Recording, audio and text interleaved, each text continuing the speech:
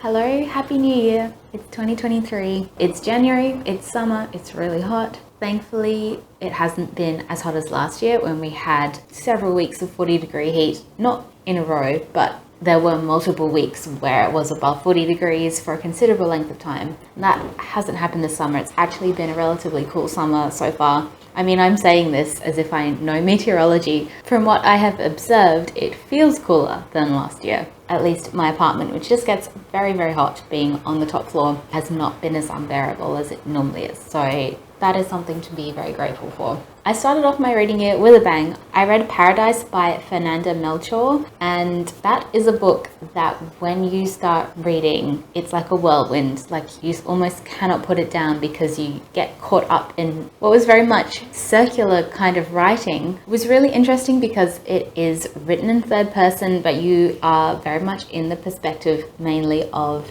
this guy called Polo. He works as sort of like a pool cleaner, just general lackey in this very expensive posh residential village, I suppose you would call it, and he absolutely hates his job. And as a result, he befriends one of the residents who gets him caught up in something that he really shouldn't be involved with. But because it's so tightly from his point of view and he's in such a frantic state that you're pretty much in his thoughts going around and around. But every time it feels like it's starting to get repetitive and it's circling back to something that we already know, Melchor will just add in some additional information.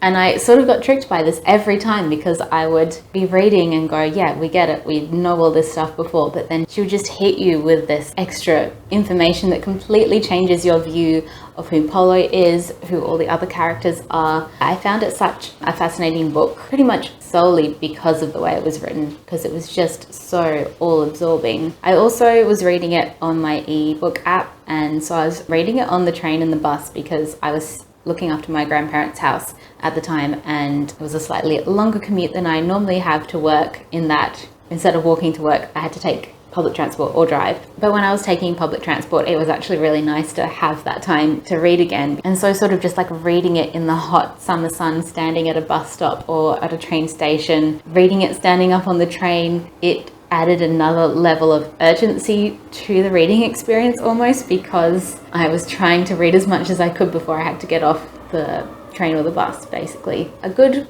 way to start the year, I think, because it just so suited the time in which I read it as well. So I'm currently reading Daddy by Emma Cline. I didn't actually realize that this came out quite a while ago, or at least came out in 2020, so I'm very behind the times. So Emma Cline has a new book coming out this year, so that's exciting. Emma Cline wrote The Girls, which was a big hit a while ago, a book about a kind of Manson family situation, and I didn't love that book so much, but I found it very readable. But I was just in the library looking for something easy to read, and this was the only thing that really caught my attention from reading the first page. It's a short story collection, and I'm really enjoying all the stories, though I do think the first two stories definitely the best and much superior to the other ones that I've read so far. I have about 4 stories left over about 100 pages, so still chance for some of the other stories to make it to a list of favorites. But I'm really just enjoying the style of writing. It feels so simplistic on the surface, but it's really quite cleverly done in the way it tells you so much about the characters and the setting without saying a lot at all. I love writing where you read a couple of sentences and you can instantly picture the people and the setting in your mind, because I think if you can get that instant connection with a story, it can then more easily surprise you as well. The stories so far are mainly set around LA. I've never been to LA, but I feel like Emma Cline is capturing the city very well from what I've seen and read about that city. There's a real variety in the types of people she's writing about. One of the initial stories is about a want-to-be actress living in LA and working in a fast fashion clothing store. Another one is about an old film producer who is feeling that his career has disappeared from him. Each one of these characters is connected by their desire for something that they don't currently have. This also just feels like a really good summer book. Easy to get through and lots of interesting kind of themes. I think Emma Cline really depicts human nature very well and very clearly and very accurately. Very much enjoying that aspect of it. I feel like The stories are kind of similar to the kind of indie films that I enjoy watching as well, so I quite like that aspect of it. Speaking of films, last week I went to the cinema 6 times, so there was only one day in which I did not go to the cinema. January and February in Australia is kind of the time when we're catching up on some of the Indian Oscar buzz films that just haven't been released here yet. On Monday, I saw Babylon, one of the more excruciating film experiences I've had in a while. I thought it was overlong and pretentious and bloated and needed to be cut down considerably. There was so much in it that was so unnecessary to the main story. And that can be fine if that stuff is just fun for its own sake, but I didn't think it was necessarily. It's a film about 3 people in the 20s who are obsessed with film. One of them is Brad Pitt, who plays like an established actor. One of them is called Nellie Leroy, played by Margot Robbie, who wants to become a famous actress. And then you have Diego Calva, who plays a guy who just wants to be part of movie making. He doesn't really mind what he does. And so the part of the film that is about their success or lack of in the film industry during the 20s, I presume it's really well researched. So all the parts about how they made films in the 20s, which is so different from how they make films now. That stuff was all so fascinating to watch. And Diego Calva is really handsome, so that also helped the watching experience. But it just went on way too long. It really relied on you to feel sympathy for these characters and really care about them, and I just did not care about them enough to watch their troubles for 3 hours and 15 minutes. Also copying Singing in the Rain, which had references in the film, in this sort of twist where the events of the film kind of inspire Singing in the Rain, maybe? I think that was the implication. I just think if you're going to reference one of the most famous films of all time, you've got to make sure your film's really good too. I don't know if this is a spoiler or not, but the film ends with this really weird montage, which includes films like The Matrix and Avatar, to say that look how far film technology has come from the 20s to now. But it felt so much like some kind of uni film. Sure, Avatar has incredible technology in it, but why are you putting that in your film? I just didn't understand. It was so weird and it went on so long. That really felt like Damien Chazelle had just gone inside his own bubble way too much, and there was no one there to tell him how dumb that montage was. What I will say about the film is I really love the music. The score was amazing. This kind of like jazz fusion score that it had. I live a couple of blocks down from a cinema, and there is an outdoor cinema that they have during the summer, and they're playing Babylon at the moment, and I can hear that music sometimes. It's quite enjoyable despite the fact that the film was just terrible. Is it weird to listen to the soundtrack of a film that you hated? Because I kind of want to do that. So on Tuesday I watched Broker. This is by Japanese director Kureda, but it's a Korean film, and it has Song Kang-ho in it from Parasite. This is about the fact that apparently in Korea they have baby boxes where you can put your baby in them if you don't want it, if you want it to go out for adoption or be placed in an orphanage. This particular baby gets placed in this box with a note from its mother that says, "I will be back for it." Apparently, if there's a note like that with the baby cannot be adopted because there's always a chance the mother will come back, despite the fact that they very often don't. And so these 2 guys, one of them Song Kang-ho, another played by Dong Won-gang, who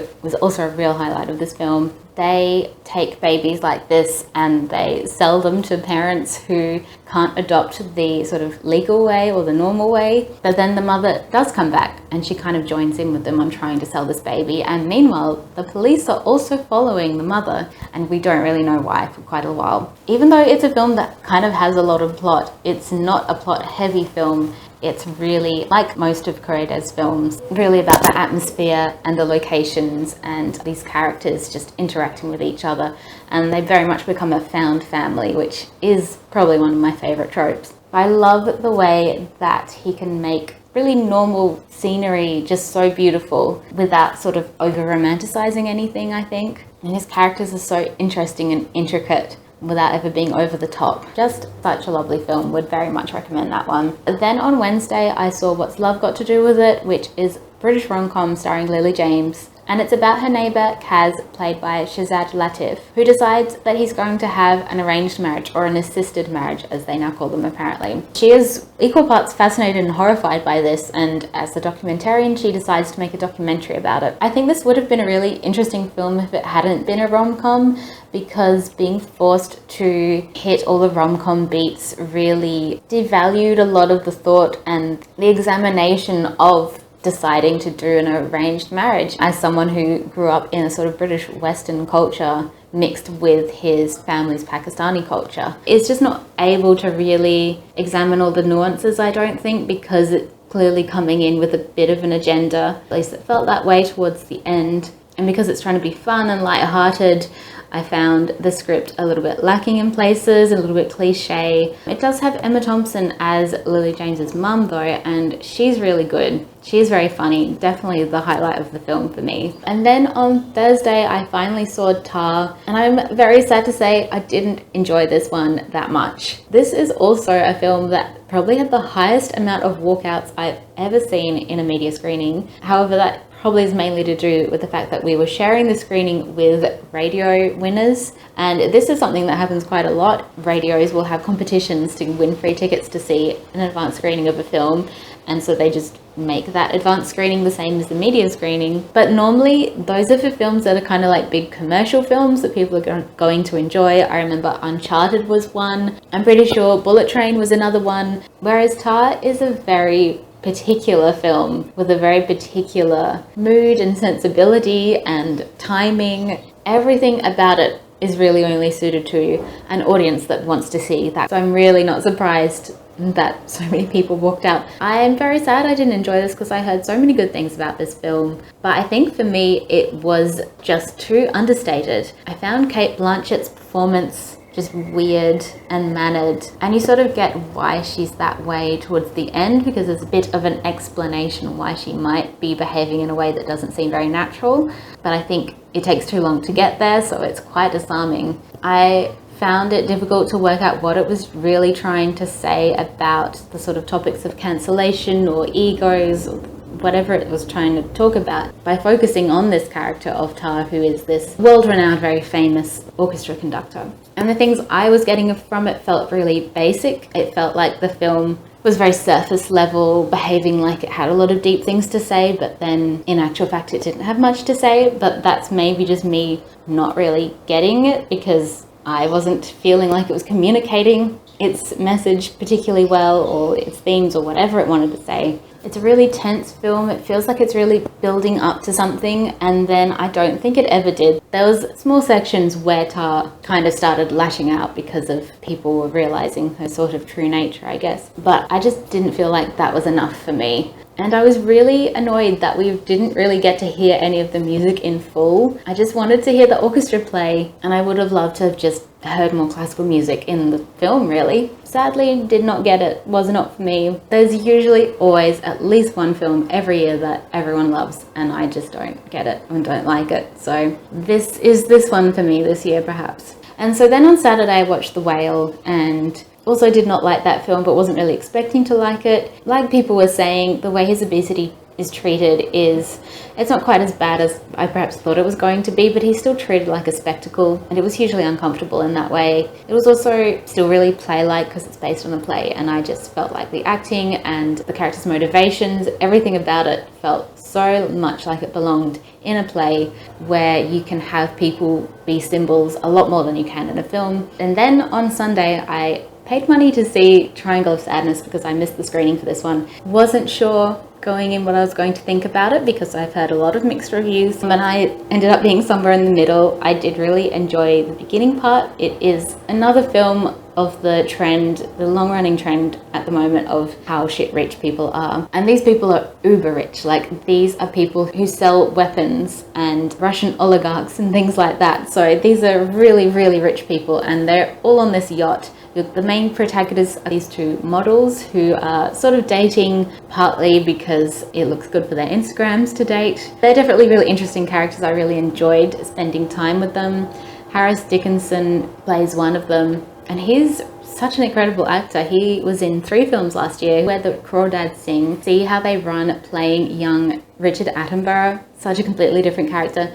And then in this, he's a British model who's a bit of a lad, but is also clearly been on maybe Twitter quite a lot and is trying to learn how to be a better person, sort of, but is still quite inherently a selfish person. So that was such a really interesting character. The film is in 3 parts, I think it is. It would make sense if it was 3. Seeing as triangle is in the title, we learned right at the beginning the triangle of sadness is apparently this triangle here, which can get frown lines, I guess. And so when you're a model, you don't want your triangle to be sad. So we're kind of introduced to the couple at the beginning, and I was like, oh, this is a bit slow, I'm not sure about this. Then you get to the yacht section and you've got rich people doing insane things. And I really enjoyed that bit because I felt like it was very funny. It was showing how ridiculous these people are, but it also felt quite accurate. Like, I can completely imagine that this is actually how rich people might behave if they get together on a yacht. And then it kind of got a bit silly and a bit crazy towards the end. I felt the last section dragged quite a bit, but the performances throughout are really good. So that kind of maintains